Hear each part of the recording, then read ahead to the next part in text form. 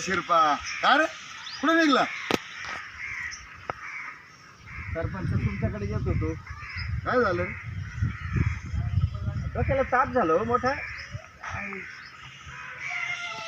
काय कोणाचं ऐकव आणि कोणाचं नाही. ते म्हातारं बडबड करते, म्हातारी बडबड करते एक बाजूला. म्हणजे ते जाऊ द्या, मोठा भाऊ आला ना मुंबईहून. शिरपा काय झालं मला नीट सांग बरं. तुझं काय मला सांग, समजून नाही राहिलं तू काय म्हणतो तू. त्याच्यासाठी तुमच्याकडे येत होतो. ते बरं आलं तुम्ही आवाज दिला मला. भाऊ काय साठी आलाय? भाऊ आला नाही, आम्हीच बोलवलं. बरं त्यासाठी बोलवलं? आता तुम्हाला तर माहिती आहे हम्म. म्हातारीची तब्येत जाम झालेली, हो. म्हातारी बी जाम झाली. बरोबर. आता दोघांची दवाखाने करता करता आम्ही नाकेदम आलोय. हां. शेतात पीक नीट नाही, खर्च आता धान्य संपत आलंय. म्हटलं भावाला बोलून घ्यावं मदतीला थोडंसं, काहीतरी 2 पैसे देईल तेवढंच. म्हातारीची तब्येत नाही होतं, कमीत कमी मग त्याच्याकडे पाठवून द्यावा. बरोबर बरोबर की नाही? पण भाऊ काय ऐकतच नाही. ऐकत नाही. अरे काय अडण करायला शिरपा. अरे आई बापा सांभाळलं ना, त्यांचा आशीर्वाद आपल्याला लागतो. आपण आम्ही किती दिवस सांभाळायचं? थोडंफार त्यांनी त्यांचं बी कर्तव्य करायचं ना. बरोबर आहे, तिनेच सांभाळायला पाहिजे. बघा आला दादा. ए दादा ये. राम राम सरपंच. राम राम. अरे काय दादा, अरे काय ते तुमचं चाललंय ते. मग आता हा शिरपा म्हणतो की आई बाप आजारी असतात तर त्यांचं काही दवाखाना पावा लागेल का नाही. अरे दोघांचे आई बाप आहे ते, आई बाप सांभाळ लागेल बाबा. तुमचं म्हणणं बरोबर आहे सरपंच. सगळं तर तो सांभाळतो नाही तर शेतीचं. मी कुठं काय घेऊन गेलो. आता दादा तुला वर्षाला देतो ना, ते गहू देतो, तांदूळ देतो, अजून धान्य घरून काय असेल ते पुरवतो आम्ही. मात्र अरे पण एवढंच तुझ्या नावावर करून ठेवलंय ना.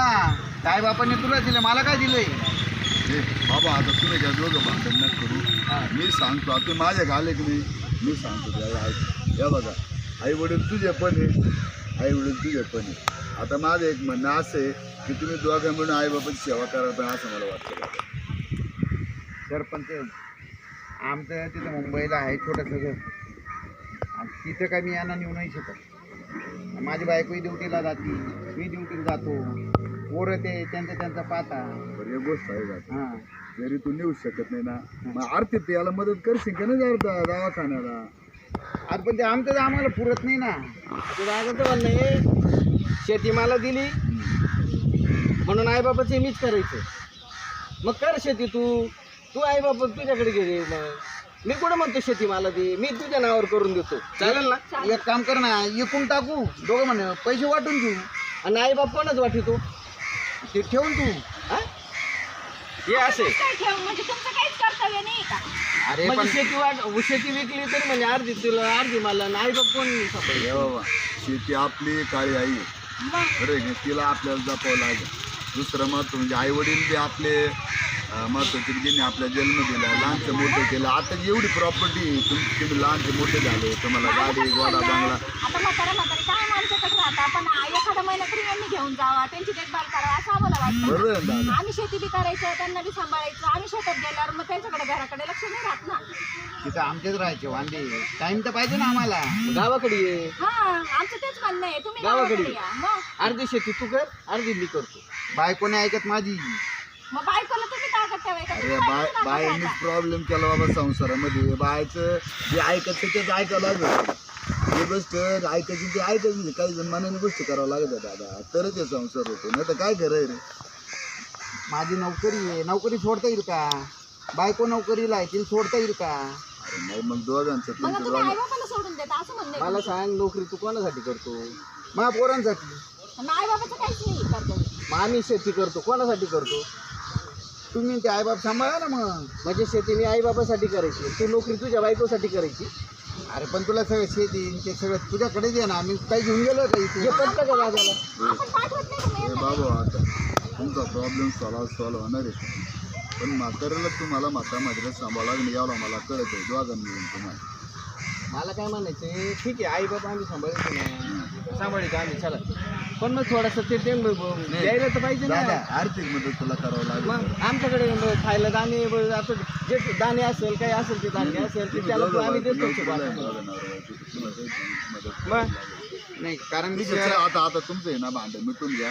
दादा तू त्याला काहीतरी मदत कर आणि तुम्ही आई बापा समजा बा आई बापावरच सगळे त्यांचा आशीर्वाद आपल्याला लागणार तर लागणार. आम्ही आईबापाला दाराच्या बाहेर काढायचं म्हणतच नाही, फक्त आम्ही काय म्हणतो तू थोडीशी मदत कर. मदत करा. तू पैशावाला झाला तू ये बाय या असं हिरो सारखं फिरतोय. ठीक आहे दादा ठरलं. आता मुंबईमध्ये कसं वातावरण आहे, मला तसंच राहावं लागतं. मग आता आम्ही तेच करायचं का?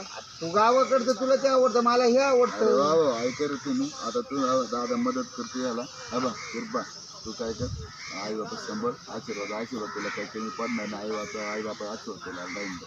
चला फायनल झाला आता मी तुला आर्थिक मदत करेन. आई बाप तुम्ही सांभाळायचं तर तुम्हाला आई बापाचा आशीर्वाद देतो. आलं लक्षात तुम्ही दोघांचं. चल ठीक.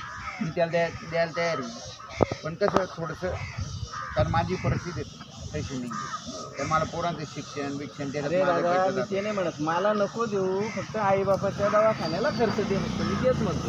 बरोबर ठीक आहे दादा आता ठरलं बाय काय आता तुमचं दोघांचं माझी परिस्थिती नाही राहिली आता तेवढी. नसू दे बाबा हा म्हणलं ना तू दादा व्यस्तोच विषय काय काढतो बरं अहो, पण दादा. या टायमाला पाऊस किती झाला आमचा अर्ध निर्णय मग किती येऊन गेलं नुकसान होऊन अख्खे गेलं. कांदे पाण्यात वाहून गेले. आता निसर्गाच्या पुढं कोणच चालतंय का? मग कांदे वाहून गेले, ते तूर सारी आडवी झाली. मला एवढं कळतंय तुमच्या दोघांचे आई बाप आहे तुम्ही दोघांनी सांभाळायला पाहिजे बस बाकी मला. दादा तू आता आर्थिक मदत करायचं आता तुझा हात कवा निघणार तू? मी आता थोडा वेळात निघेल मी. बरोबर फक्त कसं आहे भाऊ येतो मी 2 दिवसासाठी आणि त्याच्यात जर तुम्ही अशी कटकट घाला तुम्ही येणं जाणं बंद करून नाही टाकेल. नाही, तसं नाही करा. अरे आपलं गाव आहे आपलं काळी जमीन आहे आई ईद आहे आपलं गाव आहे आपलं जमीन आहे जुमला आहे आई बाप हे तुला यावं लागेल दादा. माझं एवढंच म्हणणं आहे, फक्त आई बापाकडे थोडं लक्ष दे म्हणजे झालं. बस. हा ठीक आहे तुझी इच्छा आहे ना सरपंच ठीक आहे तुमच्या शब्दाला मान चला मी येतो आता मला टाइम झालाय. चल चल ठीक आहे जपून जा बरं भाऊ हा आणि गेल्यावर तेवढा फोन कर. यांचं नेहमीच असंच आहे अहो. असंच म्हणून जातात सांगून जातात करते काही नाही. आता झालं ना आता तुम्ही ते आता- आतापर्यंत 4 वेळेला बोलले, 10 वेळेला बोलले, आई बापाला मी लक्ष देतो, आई बापाला तू मदत करतो. आता माझ्या समोर झालंय ना ठीक आहे पाहू आता त्यांनी कबूल केलंय ना पैसे देऊन पाहू आता पुढे काय होतं. चला तुम्ही आई बापाकडे चला धन्यवाद. भेटू चला.